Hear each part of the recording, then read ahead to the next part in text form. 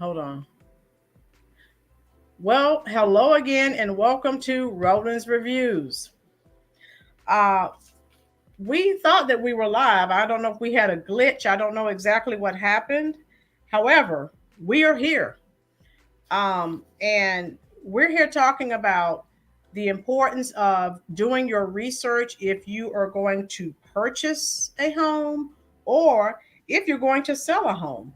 And we decided to bring Miss Rhonda Morrison back because when I had her before, all of you said, please, please, please bring her back again. So here she is. So uh, I'm hearing, okay, I was getting messages. Okay, here it is. It's going now. For some reason, it wasn't live. It's live now. Okay, is it live? Okay, Lola said Mrs. Spicy. So here we go, folks. I wanted to give you guys some numbers um, so far as Black home ownership as compared to everyone else. Okay, so we're live now. I don't know. I guess people were having problems. All right, so in 2022, only 4% of property appraisers and assessors were Black. 92% they're all saying hi to you, Miss Morrison. 92% of appraisers and assessors were white. Miss Morrison, could you talk to me about these statistics and why we don't have more Black appraisers and assessors? Well, we don't have more Black appraisers and assessors is because it's that you become an appraiser by apprenticeship, and if that many if it's that many white appraisers, who do you think they're going to pick to be their apprentice? So it would be different if there was just an appraiser school. They need to change that industry. If it was Right. just a school you could go to, we would have more appraisers.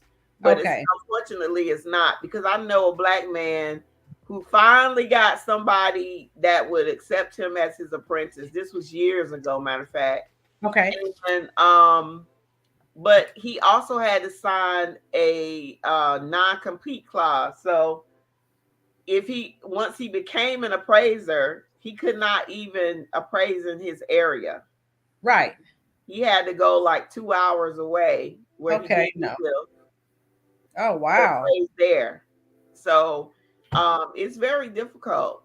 So you have to be willing to move, and Right. you have to be willing to get a probably a white person, a white man, to actually accept you as an apprentice, and that's hard. And That's most people hard. don't know that. It's a I good didn't, old that's a good old boy network. So thank you, partner and Lola. I did not realize that you guys that we were live with each other, but not with you guys. Thank you so much. I have the best subbies in the world. They are the greatest. So again, now you guys know how we do. If you have questions, she has answers. Miss Morrison has not only been an educator for over 20 years, she's been in real estate for over 20 years. If you're thinking about buying or selling a property, please, please, please type your question in the comment section. We're going over some scenarios. If you're familiar with some of these scenarios that we're going to be talking about, please chime in. Let me know what you think. So we were talking before we came on, and uh we talked about implicit bias. Implicit bias, and we hear it all the time, occurs sometimes automatically and unintentionally. And I mean, we all have some implicit biases. That's just part of the human equation. Now, for 23%, um, 23% is the number. Black homes, all right, in Black neighborhoods, they sell 23% less than in what comparable white neighborhoods. So again, folks, we're talking millions of dollars and generational wealth. Now, let's go back to where it all started. This all started with the GI Bill. Now, before they started building all these cookie cutter neighborhoods, the GI Bill is really where white Americans started to, buy homes. And again, that builds generational wealth. Well, guess what? The GI Bill from the military, when blacks or African Americans applied, they were denied. And like Miss Morrison and myself were talking earlier, you know, banks wouldn't give African Americans loans. It doesn't matter that you served in the military, folks. You got to remember the time, okay? And so, and even if they did give you a loan and you're trying to buy a decent home, they're not going to let you buy a home in a all white neighborhood. It just wasn't going to happen. And so I know people keep saying, stop talking about what happened in the past, but that's why we are where we are. And I'm going to give you some statistics on home ownership. Roughly 72%, right end of the line, roughly 72% of white Americans own their home, roughly 43% of African Americans own their homes, and roughly 51% of Latinos own their home. So look at these numbers and these discrepancies, folks. And like I said, we hate to beat a dead horse, but we have to go back to the beginning. VS speaks royally. Hello, how you doing? And so, folks, again, we're not making excuses, but sometimes when you hear something over and over, and you wonder why is this situation the way that it is, there's a very good reason. And Miss Morrison and myself have been talking, and some of this, you may say, oh yeah, that makes sense now. But Miss Morrison definitely has answers for you. Lady Libra said we are still being treated the same way. Since you brought that up, you guys, please make sure when this video ends, make sure you look at those clips in the description box. I have several scenarios. Now, if you're familiar with this, let me know. Okay. Now, the first case, Black couples, first of all, like Ms. Morrison and I were discussing, Black couples are starting to file lawsuits for filing discrimination lawsuits against these companies who are performing these appraisals. So we're happy about that, because that's the only thing that's going to stop it when you hit people in the pocket. Now, how you doing, Annie? Example number one, a Black couple had their home appraised. It appraised for $472,000 with them. Okay, so the appraiser knew that the owners were African American. These two were PhDs, I think, was at Harvard University, some Ivy League university. They had one of their white colleagues to come and pose as the homeowners. The house appraised for $750,000. So again, we're talking millions of dollars, people. And their names are Nathan Connolly and Cherie Mott. You can look their names up, folks. I'm not making this up. Example number two, there was another African-American couple. They had their home appraised, and was appraised for $465,000. They knew that number was low and wasn't accurate. They had their white neighbor to come in and pose as the homeowner. Magically, the home appraised for over $557,000. That's another example. Okay. Example number three. Stop me when you get ready, Miss Morrison. Miss Spicy. Go ahead. Okay. Example number three. Now, this particular couple, the husband was white, the wife was Black. Initially, their home appraised for $330,000. Then they decided we're going to do this differently. The wife and the wife left, so it was just the white husband and the son. They took all the pictures off the wall, so you couldn't tell that, well, it was a mixed family, but you wouldn't know that African Americans lived there as well. When the appraiser came out, he appraised the home for $465,000. You see those differences, folks? And so the term is called whitewashing. What African Americans are having to do is take down all their pictures or anything that may indicate your ethnicity. And so this lady, the Black wife, she took all her books, Toni Morrison books, she took all her pictures off the wall. And so that's how she was able to get a higher appraisal. All right. So example number four, Paul and Tanisha Austin. Okay.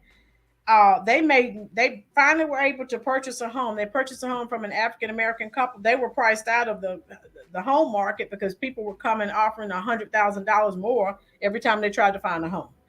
And of course, no one has that kind of extra money. And so they did some remodeling to the house. They added more than 1,000 square feet. They added a deck, and they added a fireplace, and they added new appliances, new flooring. The house appraised for $989,000. They knew that was a lowball number and that wasn't accurate. They had their white neighbor to come over because they did over $400,000 in renovations. Their white neighbor came over, posed as the owner. The home appraised for $1.5 million. Miss Morrison, what do you have to say about that? Well, in all of your examples, it seems that number one, the owners were present. Okay. So what would your suggestion be? Yeah. As a realtor, I do not suggest that the owners be present at all. First of all. Okay. And you're right. You should take all your pictures down. When you walk into a house that's being sold, you should not be able to tell anything about the owners. It should be whenever I walk, I'm in the middle of a sale right now, and when I walked into the house, it was like a beach theme. Okay. And I could not tell at all who owned the house, anything about them. Okay. And until I saw a picture of a black angel on the wall. That's the only way I knew that was some black folk right there. Okay, because they usually not gonna see a white people with a black angel on the wall, and that was fine though. But it was they had some nice smells in the house, and they on their TV they had some nice music going, some nice relaxing music going. It had a nice feel, but it was very, very bland. You need to take everything out of your house, as far as personal items, personal art, and put up some bland pictures. And they had a shower curtain with a dog on it, just stuff like that. Some very simple things. Take your Jordans out, okay? Take those out and put them in the garage or somewhere where they can't be seen. Put them in your car. Yeah. Take anything that screams I'm black. Just take it out the house. Take it out the house and take it somewhere else. Look at that look. Okay. And you go to McDonald's. Okay. There's a lot. If you sell in your house, you have a realtor. There's a lock box on the door. The appraiser is going to go in and appraise your house. You do not need to be present. If you have a realtor with sense, okay, they're going to tell you this. If they don't, you need to fire that realtor. They don't know what they're doing. Okay. Call me. I'll help you. Call Miss Morrison. She's been doing it over 20 years. Yeah. Kevin says, last year when I was looking at homes, my agent told me be careful when viewing homes. Ring, Amazon Echo, and other electronic devices are used to see who the seller is. Oh, that's a good point. Oh, Miss Morrison, what do you have to say to Kevin? That's an excellent point. Miss Morrison, what do you think about that? That's an invasion of privacy, but if that's a concern, just disconnect your Echo. Just unplug it. Okay. Kevin, okay, that's an excellent point. Kevin said this can be used to pick and choose who they sell to. Oh my, I didn't even think about that, Kevin. Mm-hmm. Wow. Yeah. I mean, to me, honestly, if I'm selling a house, I'm going with whoever paying me the most money. I don't care. Because you know what? Money is green. So if they that big of a racist that they picking people just because of they leaving the house, who cares? Yeah. Who cares? If they leaving. Yeah. Oh my God. That's petty. I didn't even, and just about I don't know of anyone now who doesn't have cameras or Ring. I mean, even I have. I mean, we all have something where we can see who's coming to our door. I did not even think about that. Oh. Yeah. That, and Annie is asking, is that why homes owned by black families are undervalued compared to a white family? Look, let me tell you something. Whenever a racist is going into or is dealing with anything that's black, okay, and they are racist towards black people, they think that black people are less than and even subhuman. All right. And so therefore, just like with we were talking earlier, like with Dorothea Dandridge. She's one of the most beautiful black women that ever lived. And she stuck her toe in a pool that had white women in it. And they drained the whole pool and cleaned the pool. You can see that, folks. If you haven't seen the Georgia they Dandridge, automatically think dirt. Yeah. That implicit bias. Yes, they are going to undervalue it. And it's probably not even deliberate when it's ingrained in your brain. Yeah. It's just like if you have a thing towards dogs and you think dogs are dirty, even if the dog just had a bath and they were sitting in a spot on your chair, you're gonna think dirty. Yeah. So Miss Morrison, could you, since we're live now, could you tell people in the comment section, like I said, some of these people in the comment section I've spoken to personally, and they are going to be buying. Could you tell, what about someone who doesn't have their credit where it needs to be? Could you talk about, how to build the credit to get it where it, so you don't have this, gigantic interest rate? That's another issue. The first thing that I want to say, one of the things I want to say is that I don't know if you mentioned it again now that we're live, but black people, white people, there's 70-some% of white people own their house. Yeah. While only like 40-some% of black people own their house. 72-43. Black people, please buy a house and stop renting. The excuse of I can't afford a mortgage. If you're renting, you are paying a mortgage. You're just not paying your mortgage. Tell them again, please. And you are more than paying a mortgage, because they're paying their mortgage plus extra money, because they are making a profit off of you and they're getting a tax break. There are two things stopping you from owning your own home: credit and down payment. Those are the only two things. Those two hurdles are they're not as tall as you think they are. Okay. Right. First of all, get your credit straight. All you need is a 620. And whatever credit score you're looking at on the internet, that's not the credit score you need to be looking at. That's not a mortgage credit. That's a credit card credit score. Okay. Your mortgage credit is lower than that. All right. So the first thing you need to do is get your credit straight, pay off all your erroneous little tiny bills, all your old bills that you didn't pay. Don't do the Chapter 13 thing and all of that stuff. I did mine through freedomdebtrelief.com, and they have a team of lawyers that will negotiate your debt down. I had $22,000 worth of stupid debt. Says stupid debt. Wait a minute. What is stupid debt?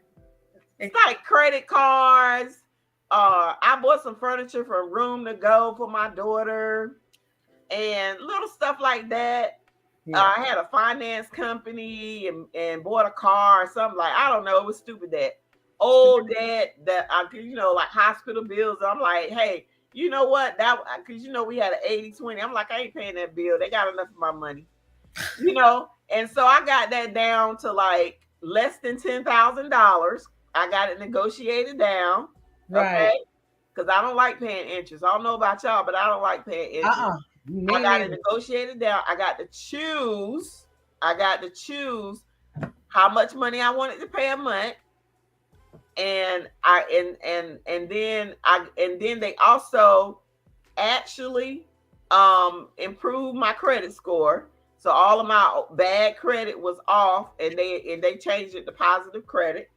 Okay. And so when you get that out the way, all you got to do is save for a down payment, because now you don't have to pay all that stupid money on stupid credit. You got enough money to save for a down payment. I'm so glad that and I tell people this all the time. Oh, Miss Green, our beloved Mrs. Green says, please listen to her. She is so right, with so much love. And Miss Green knows what she's talking about. And Miss Morrison definitely knows what she's talking about. So, folks, and I tell people all the time, but I guess sometimes it doesn't always register. And I didn't even think about it. You just made my mind trick, Miss Morrison. You said Yeah, you are paying a mortgage, just someone else is not your. I mean, but you are. And again, with everything that's going on in the rental business right now, it's sad. They're putting people out. People, Miss Morrison, I told you there are people living in their car. These are people working every day. Oh, I They're know. they're living in their cars at Walmart because they can't afford rent. There was a young lady who could afford her rent. She could afford it, but at the end of her lease, she was asked to leave. She could afford a rent, and she could also she also had 3 or 4 kids that they were her grandchildren, and then she had one of her sons living with her, and they didn't want her to rent the house no more. She was taking care of the house. They just wanted to give it to a white person. But you know what I've heard? They told her she had to leave. You know what I've heard? She had to live in her car with her kids until because family members wouldn't take her in with the kids. But Miss Morrison, what I've heard too from people is that, you know, they're being they've given them the legal amount of time that's required to move out, and then so they can jack the rent up even another $1,000. So there's nothing you can do about it. Why would you want to be at the mercy of somebody else? You already settled into your home, and then somebody just shows up and say, hey, you have 30 days to get out. And you have to go. Nobody kicking me out of my house because I own it. Right. And I'm, and I even have some, how you doing, Miss Hartwell? She said, love this. You don't know her. She's a new teacher at our school, but she, we've talked about this topic as well. So, Miss Morrison, I have said this to people forever, and they look at me like I'm crazy. Yeah. So, are there any credit repair agencies that you would suggest? Credit repair agencies don't do any credit repair agencies, because you can do what they do. All they do is send letters. Freedom Debt Relief repairs your credit, because it's the old bills that are unresolved that mess your credit up. But if you pay those off, part of the negotiation with the companies that you owe is that they change the bad credit to positive credit on your credit report. Oh, okay.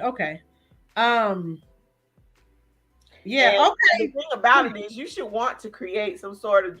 We're talking about generational wealth as well, and you should want to be able to pass your children something. You can't pass them a rental property. Don't you want to leave your kids something? That's what generational wealth is. Being able to. Well, for example, my cousin, one of my classmates, his grandmother left him a house. It was a small house. And he had, I think, 2 or 3 kids. He got married. Of course, the small house was too small. He already had the land. He just added he just added on to the smaller house. And now he has a big sprawling house with acres of land. And so now that's worth a lot of money. Right. And then his kids are going to come after him and probably build their house on the rest of the land. That's generational wealth, adding on wealth. Real estate is the surefire way to have money. That's a surefire security that you can always pass along. My grandparents left 40 acres of land to us, and it's sitting there. I don't know if my cousins are going to do anything with their part, but I have 3 acres. Right. Again. And I also have my house in that's nearby that I can pass down. That's what it's all about: land, right, and houses. Wow.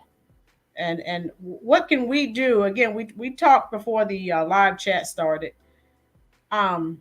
Anything else that you think we need to do to I know you said repair credit. Anything else you think that we need to do to generate generational wealth? Yes, leave a will. Okay, they say this is what they say about black folks. They don't leave a will, they leave a bill. Oh my Okay, God. only 27%, only 27% of black people leave a will. When you don't listen, and it seems like, okay, the silent generation, that's the generation that started in 1925. They were before the boomers. They left wills. My grandmother left a will, a very detailed will of what should happen to the 40 acres that we have, and also what their kids should do with the land. Okay, Mhm. first of all, never sell it to anybody outside the family. All right, so they had no problem with it. They're the ones that started the Civil Rights Act, of the Civil Rights Movement. Right. Okay, so they're the ones that weren't scared. Now the boomers, they don't want to talk about a will. Oh, you want my stuff? I ain't even dead yet. Why you? I don't need no will. You think I'm gonna die tomorrow? Talk to them about it. The state will get it. Talk to them about Probate. it. Can we Because, say probate, boys and girls? yes, because if you or whoever dies without a will, it goes into probate. Probate can take up to 18 months. Everything will be frozen for 18 months. After that 18 months is up, they're going to charge 6 to 8% of whatever the estate is worth. Yep. And they're going to take power over what happens to the property. So you're going to allow a broken system, the broken system we've been talking about, to dictate what happens to your parents or grandparents' property, when all they have to do is write some words on a piece of paper and get it notarized. That is stupid. Miss Green said, Lord, yes, every person in North Carolina needs to be on this program. That is dumb. And tell your parents, and you do it too. I don't care if you 30, you need a will. Yeah. If you're 30 years old, you need a will, because you can go out there and get killed tomorrow. You need a will. Okay? So do something. Okay, and listen, if you got somebody in your family that's a crackhead on that stuff, don't leave them nothing. Say it again. But leave somebody with some sense. Leave them on the wheel too, so they can look over the person and then write them a directive on what to do. We know Pookie need a place to live. Give Pookie lifetime rights on the property so they have a place to live, and then leave the person with some sense to tell them, look, let Pookie stay here until Pookie, pass away from this crack. Give them a room to live in so they have a place to stay. But listen, don't let Pookie out of the property, because he gonna sell that house for two rocks. But you ain't even gonna be cold in the grave. Okay. Oh, they are dying in the chat section. Oh my God, they're dead, and I'm dead. Oh my God, we love Pookie. He do need a place to stay. Don't give it to him though. No, they're dying, and the crack is whack. Gina said. Oh shit! Then Lola said, "There goes Miss Spicy." Oh, she didn't have the receipts. She didn't have no receipt for that crack. What my girl was it? You have receipts? He got a receipt.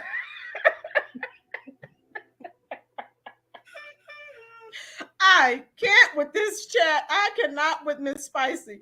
And Lady Libra said, Miss Morrison, I was lucky to purchase my home from a Black couple 17 years ago. What advice about buying a home where the price is raised because of our Blackness and lower if you're white? Okay, that's a good question. Oh, well, it depends on the appraisal. They're not gonna let you buy it if you can't buy it for over what the appraisal is. Because you can't get appraised. If it appraises, if you have offered 260,000 and it appraises at 240,000, then you get to buy it at $240,000. Look, hey seller, this house appraises at $240,000. That's what the lender is going to give the loan for. That's what I was going to say, because when you go, your lender, I don't care if they have the price up here. The lender's like, no, this is all we're giving you. So, it's just not going to work. Ain't nobody coming up with $20,000 and be underwater. Come on now. And Kevin is on here, and we were talking last year when he was looking for a home, and I told him the issue. I said, you're probably not going to be able to get a home because, I'm always in the market looking.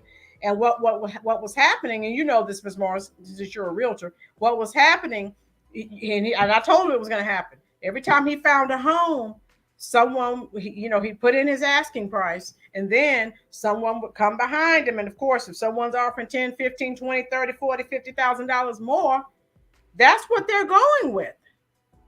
Yeah, well, let them be underwater. Right.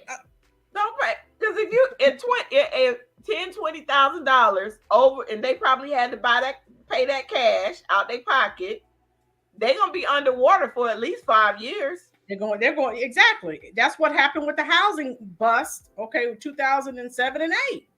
So and so Kevin is just waiting for this craziness to stop in the real estate industry. JoJo said, I'm struggling with my mom with this exact issue. Oh, wow.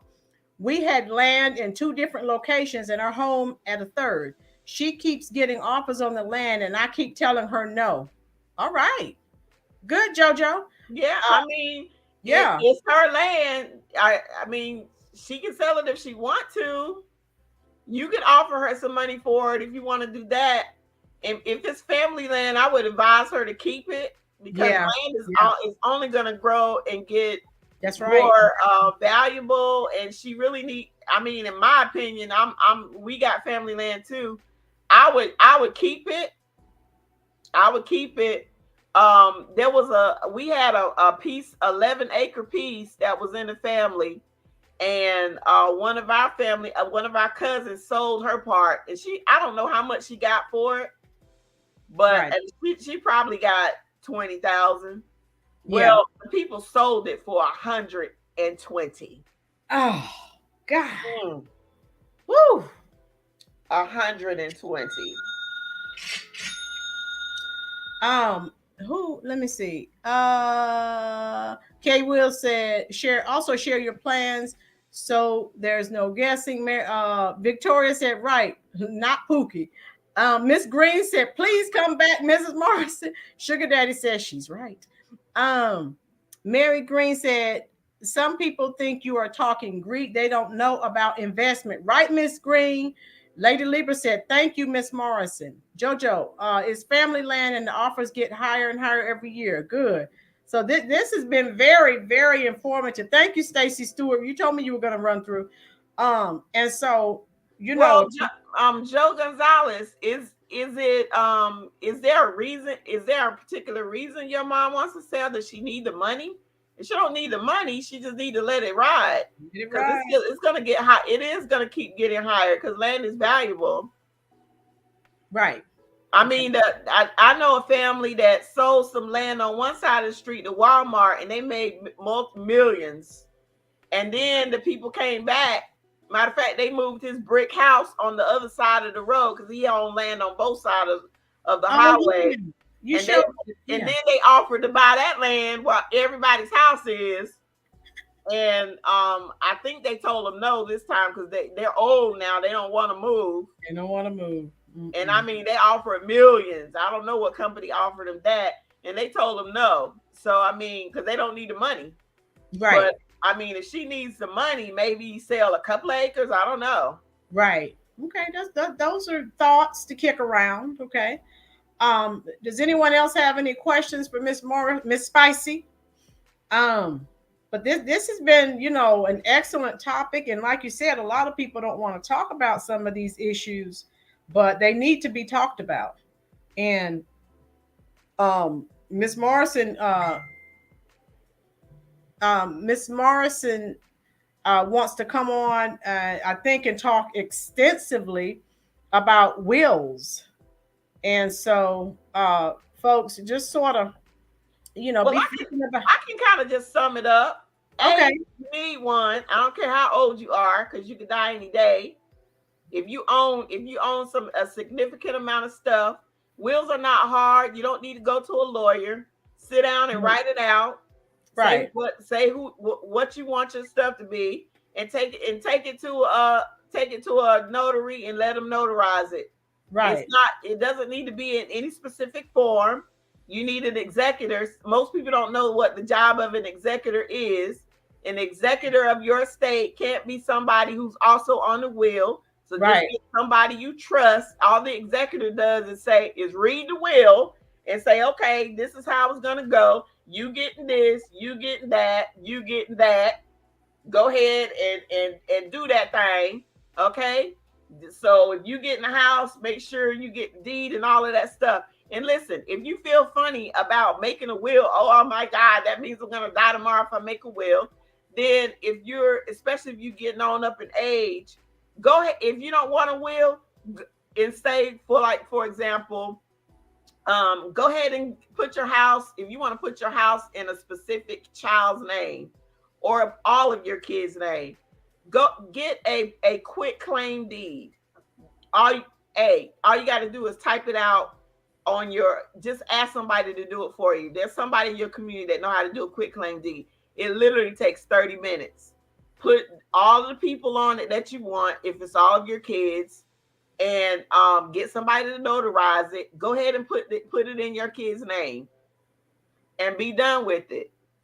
Okay, all your land, all your property. If you want, and then write a letter.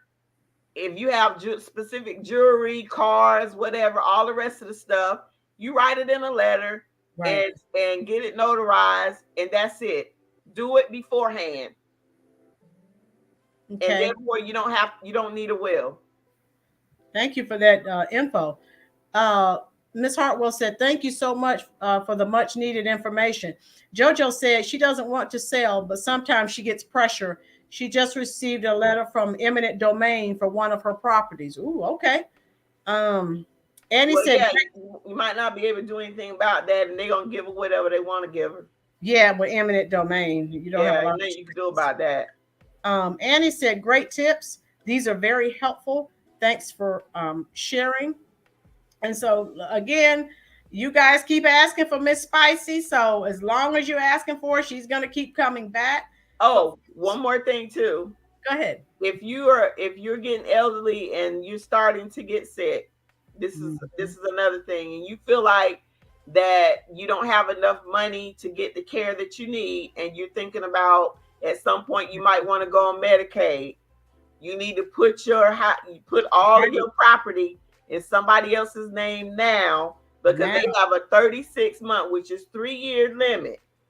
So, like, if you I want to go on Medicaid, and you got houses and land and stuff, if you haven't done it 3 years prior to wanting to go on Medicaid, they're gonna, when you die, they're gonna sell your property and pay all of that on Medicaid. So if that's something you foresee doing, you need to do it now. Miss Spicy, I'm glad you brought that up. And also, as you start to age, and none of us knows, what's going to happen in the future. But like, if you need long-term care and you own a house or property, they make you sell that for your care. So again, as Miss Spicy said, get everything out of your names, a trusted person, relative or whatever, not Pookie and Ray Ray. But Pookie gonna smoke that. Smoke it up. Fast. Gonna smoke it. He'll smoke it up. It ain't gonna be your fireplace going. I can't with you. I could not. Oh my God. I hope you guys have enjoyed this. It has been informative and funny. Gina is laughing. Everyone's laughing at you, Miss Spicy. Victoria said, thanks for the information. It was very helpful. And again, folks, it's all in jest and it's satirical, but it's some good information that will help you, because some of these things. How you doing, Stephanie Hasafis? Thank you for coming by, dear. former student. And those of you who weren't here last Sunday, check out the video I did, the interview I did with Stephanie Hassapis. Excellent. The video's doing well. All my videos with Miss Spicy, of course, are doing well. And this is good information, folks. And we need to, I mean, we're always complaining about, different situations. So when you have someone who's telling you how to improve a situation, hey, how about listening? I know I am. And I'm glad you brought that up, Miss Morrison, because I was thinking, I know some older people that actually happened to. They got sick. I know a family, the mother developed Alzheimer's, and that's long-term care. Because no one, can stay there and take care of them. And they had to sell because the family had stocks and bonds. They had all kinds of investment accounts. They were African-American family. And then they had to sell everything. And they need to take care of us. And they need to take care of us. That's part of my reparations. I want everything. I'm not teaching because I'm on disability. And listen, I be living it up. I be making it rain with my EBT card.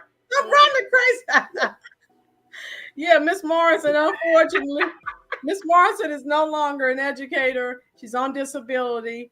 And so hey, life, we don't know what's going to happen to any of us in the future, folks. So as long as you have your health and you're able, Miss Lola laughing at you, and you're able to get around, do all you can while you're able. Because again, you don't know, they're laughing at you, Miss Spicy. You don't know what the future, none of us knows what the future holds for us. And we're up and working and fine today, but an accident or a health crisis can come up. And then you're not able to work. And so, hey, you deserve what you're getting, Miss Morrison. Look at all the years you work and put into the system. Yeah. So they're just giving you back money that they've taken from you. Let's just keep it real. Jojo said, I'm going to replay this for my mom. Thank you so much for the knowledge. Jojo, I'm so glad this is going to help you and your mom. I'm glad it was informative. Sugar Daddy said it'll be a real crack out. Sugar Daddy, oh my God! Exactly. Yeah, Bookie and Ray Ray, they up in there. Yeah, you don't want Big Mama's house to be no crack house. Come on now, that's disrespectful. It's disrespectful. She got white Jesus on the wall looking at all that. Come on now, that ain't right. I can't with you. Vicky Council said, thank you. I'm gonna have to put you two in contact because when she comes back to the States, she's gonna be buying something. So but yeah, this was Gina said make it rain. Oh my God. So make it rain. That's right. So I'm glad if you guys want Miss Spicy to come back, type it in the chat section. We're going to get out of here, folks. This has been very informative, cathartic, all of that. Because this is information we all need, folks. If you want Miss Spicy to come back, type it in the comment section. And of course, they're saying yes. So any topics, tell me topics that you might want her to discuss. Okay, Gina, I'll see you over at Mark Holmes Live in a few minutes. You and Miss Lola. They're saying they want you to come back, dear. So I'll be back. So, Sugar Daddy, he said, yes, come back, Miss Spicy. Jojo, and they're all saying come back. So she'll be back. As much as I try to get rid of her, she's like a bad rash. Fungus. Pop like a fungus. Oh, wow. Black mold. Oh, no. Andy said, investing in property can be reliable and lucrative for you two girls. I'm definitely interested in building generational wealth. Okay, Andy, you come back and talk about some topics, other topics that will help you to build generational wealth as well. So, Stacy Stewart, thank you so much, dear. Thank all of you. We're all busy, folks, and you just don't know how much I really appreciate you coming and spending your very valuable time with the Rollers Reviews YouTube channel. You don't have to be here, but you chose to be here. And that is uplifting for me. And Miss Morrison, Miss Spicy, would you like to say anything else to the chat before we depart? It's been a wonderful experience. I love talking to you guys. and I definitely will be back with some other stuff. Just let me know what you want me to talk about, and I'll have it ready to go. Yeah, if you guys have topics, because she's done real estate, again, educated for over 20 plus years, and she's a notary republic. What don't you do? I do it all, girl. Right. Do it all. And she's an author. I think she's already sent one of her books that she's written out to one of you. So she does it all. Mm-hmm. So you guys know how to contact me. You can leave it in in the comment section if there's a topic that you would like for her to discuss. So again, I will see you guys here next Sunday, 4:00. Thank you so much for spending your very valuable time here at the Rollins Reviews YouTube channel. Sugar Daddy, I'll see you in a few moments. All right, see you next Sunday. Bye-bye.